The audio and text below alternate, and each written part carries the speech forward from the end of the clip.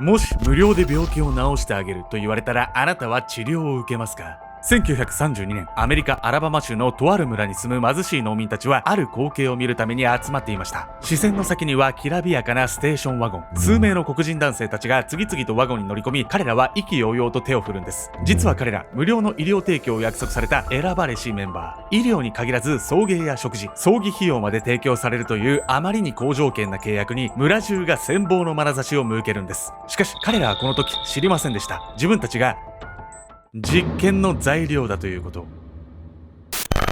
無料の医療提供を餌に集められた黒人男性たち。彼らを集めた真の目的とは一体何なのか。その裏側には一人の医師の異常な好奇心があったんです。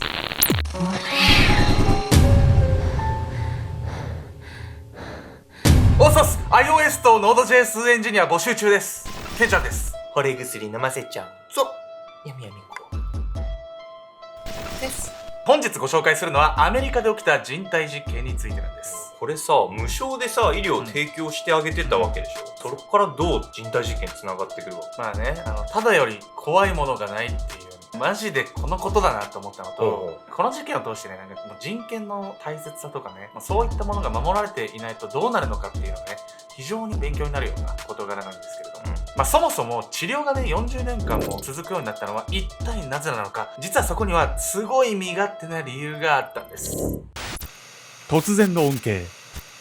遡ること89年ほど前の1932年、アメリカ・アラバマ州メイコン郡タスキギーが今回の舞台。人口の 95% を黒人が占めるこの地では多くの貧しい黒人が暮らしていました。当時のアメリカは人種差別がひどく、下層階級の黒人は教育や医療を受けることすらできなかったんです。もちろんタスキギーに住む多くの黒人たちも例外ではありません。しかしある日を境にこの村の男性陣は全ての医療を無料で受けることができるようになったんです。彼らは見たこともないような素敵な車で送迎され、地元のタスキギー大学の診療所に通います。さらには食事まで振る舞われるなど、今までの貧困生活とは正反対。人種差別に苦しんできた彼らにとってこの恩恵は希望の光と言っても過言ではありませんでした。しかしなぜこれほどまで好条件の待遇で、しかも無料で医療が提供されることになったのか。その裏側にはある恐ろしい病が関係していたんです。ただで国が治療してあげるよって病気ってさ、もう国家レベルで広まったらやばいっていう病気なんじゃないのこれって。そもそもね、その病気っていうのは一体何なのか皆さん気になりますよね。実はこの無料医療が提供される直前、村である噂が囁かれていました。それは、ここの村人には悪い血が流れているというもの。ぶっちゃけよくわからない噂話なんですが、多くの村の人々はこの噂を恐れたんです。そもそも彼らは悪い血が何なのかわかりません。ろくな教育を受けていなかったため、病気の知識が一切なかったんです。そのため、いつの間にかこの悪い血が恐ろしい病だという憶測が生まれ、その噂は瞬く間に村中に広がります。そして村人たちは自分たちがこの病に感染していると思い込み、恐怖することになったんです。そんな村人たちのもとに数名の医師がやってきます。彼らは村人に言いました。君たちの病気を治療させてくれ。この急な申し出に村人は驚きました。しかし医師陣の中にこの村出身の看護師ユニース・リバースがいたため、この夢のような話を安心して受け入れたんです。何より黒人たちは差別に苦しみ、肩身の狭い生活を強いられてきました。この医師たちの申し出についに自分たちの存在が認められたと喜ばしく感じたんです。しかし村人たちは知りませんでした。実はこの治療は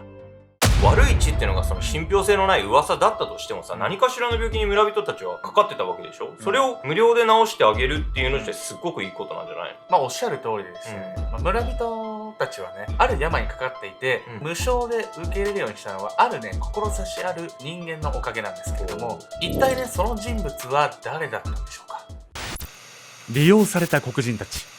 タスキギーで悪い血の噂が流れる少し前、一人の人物がある病気の治療法を見つけようと研究に勤しんでいました。その人物の名はタリア・フェーロ・クラーク。彼が研究していた病気は非常に恐ろしい感染症。当時この感染症は治療法はおろか、その症状の多彩さゆえにその実態すらもよく分かっていませんでした。なのにもかかわらず、なんとこの病を放置すれば死に至る危険性も。クラークはそんな状況を危惧し、どうにか治療法と症状の把握をする必要性がありました。そんなにも恐ろしい感染症の正体とは一体何なのか。それは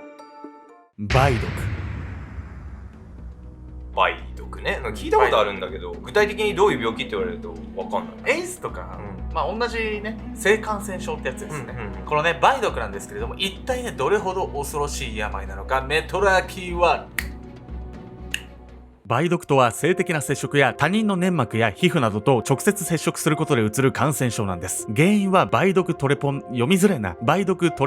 ーマという病原菌。梅毒という病名は症状に見られる赤い発疹が山桃に似ていることに由来するんです。感染すると全身に様々な症状が出ます。梅毒は感染後に経過した期間によって症状の出現場所や内容が異なっていきます。まず初期には感染が起きた部分にしこりができたり、股のリンパが腫れることがあるんです。無痛の場合が多く、症状は自然に解消していくことがほとんど。感染後、無治療で3ヶ月ほど経過すると、全身にうっすらと赤い発疹が発生します。この発疹は自然に消える場合もあるんですが、再発する可能性もあります。このような症状からアレルギーや風疹に間違われることがあるんです。そしてこの時期に適切な治療を受けられなかった場合、臓器の障害につながる可能性が高くなってしまうというんです。感染後数年経過すると、皮膚や筋肉、骨などにゴムのような腫瘍が発生することがあるんです。また心臓や血管、脳など複数の臓器に影響が生じ、場合によっては死に至ることも。現在ではね、もちろん治療法は確立されている病気なんですけれども、その当時では治療方法はおろか、一体どういうメカニズムでその病気になっているのか解明すらされていなかったんです。その時代に生まれたらと思うとすごい恐ろしい病気なもんね。それじゃあね、おしまいですよね。我々が今で言うね、コロナとかもそうで、きっと未来ではね、治るんで、そうね、文句言ってもしょうがないです。というわけでね、そんな文句言っても始まらないんで、このクラークはね、驚くべき方法でね、治療法をね、確立しようとしていたんです。クラークはまず梅毒の治療法を確立させるためには、多くの梅毒の症状を把握する必要があると考えます。そして有効な治療薬を見つけるために、梅毒の感染者を6ヶ月間無治療で観察し、その後投薬実験をしてその効果を記録することにしました。しかしこの症状の観察と投薬実験にはより多くのサンプル数が必要。一体どこからこの実験に参加してくれる梅毒患者を連れてくればいいのか。そこで目をつけたのが、梅毒の感染者が多いとされるタスキギー。実はタスキギーのような貧しい村では避妊具が買えずに正しく避妊ができないという理由で梅毒の感染が拡大していたんです。早速クラークはその事実を正直に村人に伝え、実験を開始すればよかったんですが、クラークはそれをためらうんです。なぜなら効果の定かではない薬を投与することに負い目を感じてしまっていたから。そして彼は決めたんです。被験者には病名や研究内容を伝えないこと。しかしこれらの情報を伝えずにどうやって村人に協力してもらおうというのか。そう、これこそが先にお伝えしたタスキギーの村人たちを震え上がらせた噂の正体。なんとクラークは巧妙に悪い血の噂を流布したんです。そう、黒人たちにありもしない病気を信じ込ませ、実験に参加させたんです。いやもうこれ隠す必要なかったじゃないのよ。まあ治療がね、目的とはいえね、人体実験だったわけですからね。そしてクラークは善意でこの実験を行っていたんですけど、ある人物が現れてとんでもない考えに至ってしまうんです。異常な好奇心。クラークは当時治療に有効な可能性があったサンバルサンという薬を投与していたんですが、効果はなし。しかもこの薬は毒性を持つヒ素を含む化合物だったため、人体に大きな副作用があったんです。他にも梅毒に効果がありそうな薬を試してみるも成果は出ず、研究は長期化するんですが、有効な治療薬は一向に見つからず、投薬実験はことごとく失敗に終わるんです。そしてついに研究資金も底をつき、とうとうクラークは研究を諦めます。しかしクラークが絶望に打ちひしがれている裏で密かに動く男が一人。その男は実験に参加していた医師の一人、レイモンド・ボンダーレア。彼は多くの研究員に新しい実験をしようと声をかけます。そしてほとんどの研究員がレイモンドの提案に賛成し、彼の実験に協力するようになったんです。しかしこの実験のきっかけとなったクラークは研究を諦めたというのに、レイモンドは一体何を企んでいたのか。彼はクラークと共に梅毒の治療薬を見つけるための実験に参加したことがきっかけで、ある一つの興味が湧いてきました。それはこのまま梅毒を放置したらどのような症状が起きていくのかということ。そこで彼はなんと梅毒患者たちを無治療のまま放置し、経過観察だけを行うことを思いついたんです。この実験を知ったクラークはもちろん大激怒。しかしレイモンドは小球や抗体具を餌に多くの研究員を実験に参加させる手はずを整えていました。こうして打つ手がないままクラークは辞任。クラークが去った後、レイモンドは梅毒が中枢神経に感染した場合に及ぼす影響について長期的な観察をしようとしたんです。そのためこの実験の期間はなんと無期限。被験者の黒人たちは梅毒の症状に苦しめられながら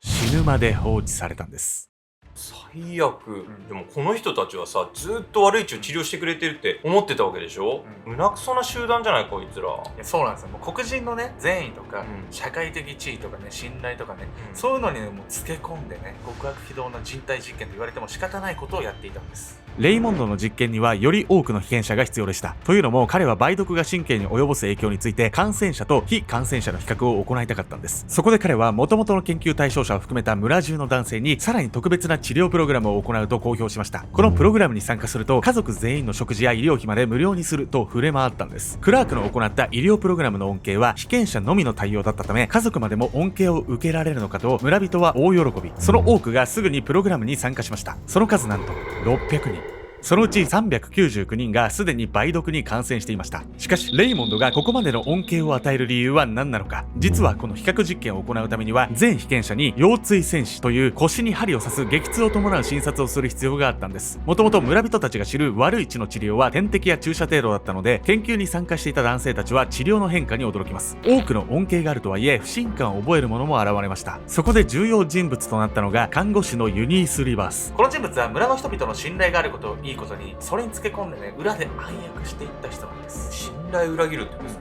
村の人たちのこと何とも思ってなかったのかしら。どういうことなのかしら。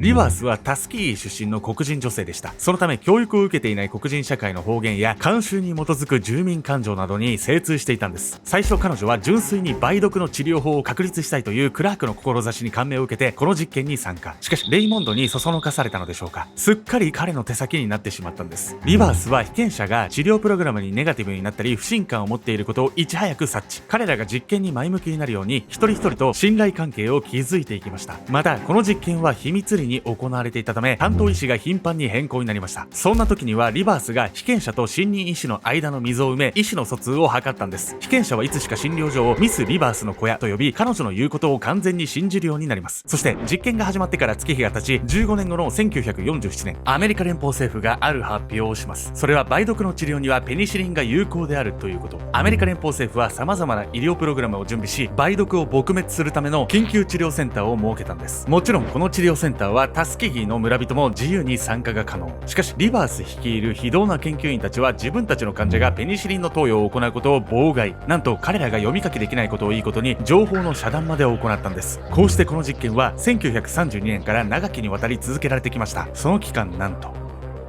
40年。そんなに長い間放置されてたの。看護師がなおさらムカついてくるわよ。その立場でやってるのがムカつきますよね。長年ねこうやって嘘まみれのね実験が行われてきたんですがやっとね本格的に反旗を翻すものが現れたんです。この梅毒実験は倫理的に問題があるにもかかわらず医学雑誌などに掲載されるようになっていきました。数人の医師がこの実験の非人道さを危惧し手紙を出したんですが医学雑誌の著者によって全て破り捨てられてしまうんです。なんでやねん。そして1966年とある人物がこの実験を続けることへの倫理性や道徳性を懸念する申し出をします。その人物とはカリフォルニア州性感染症性感染症調査官をしていたピーター・バクストンですが彼の申し出も他の医師と同様無視されてしまうんです。当時この実験を管理していた疾病対策予防センターは異議には耳を傾けず実験の必要性を確認するだけでした。この一貫した対応にはある理由がありました。なぜならこの実験には長年実験に出資し続けるとある団体が絡んでいたから。その団体とはなんとアメリカ公衆衛生局。国絡みでこんなことしてたのこいつら。アメリカね公衆衛生局っていうのはアメリカ合衆国保健福祉省、日本でいうところね厚生労働省の下部組織みたいなものなんです。そんなね国家ぐるみで行われていた非道な人体実験なんですがついに終焉を迎えることになるんです。奮闘する男と実験の終焉。